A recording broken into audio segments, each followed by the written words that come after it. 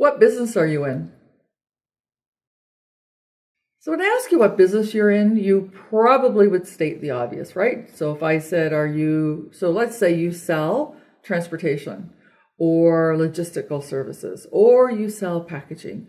No matter what it is, when I ask you what you sell, you're likely to tell me that's the business you're in. But are you really? The reason that this is an important question is it frames the way you describe what you do when you're in a selling situation, and it frames the kind of questions you're going to ask. So let me give an example.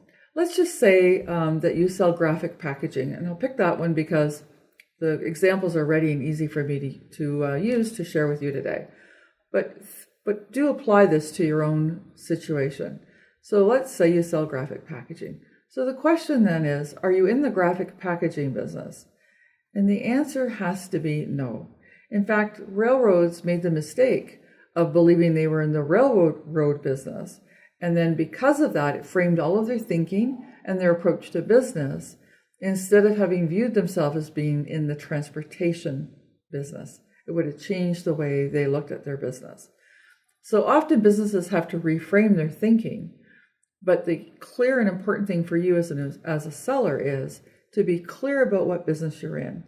So the graphic packaging person isn't really in the graphic packaging role. They're really in the business of helping customers engage with their brand. Because at the end of the day, that is why companies make very nice packaging, so that you will engage with that brand and you will buy it.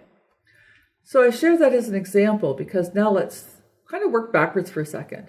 So if you're in the graphic packaging business or you're in the engaging your customer with the brand business, doesn't that probably mean two very different things in the way you're going to interact with the customer? So at the very beginning, when you go in to see a customer and you share with them who you are and who you work for and what you do for a living, doesn't it make a big difference when you say you're in the graphic packaging business versus when you start speaking about being in the business of helping their customers engage with their brand?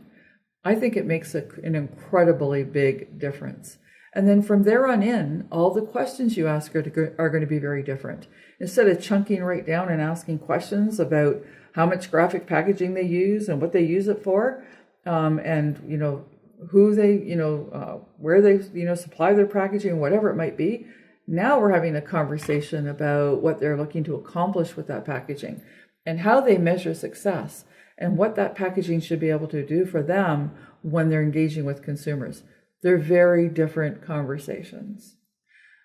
So it's really critical for you to be thinking about what business you're in and how that's going to frame everything from the very first conversation, whether that's by email or by phone or in writing with your customer, all the way through to the types of questions you'll ask and the kinds of examples and stories you'll share as to how you've helped other people become successful through your services.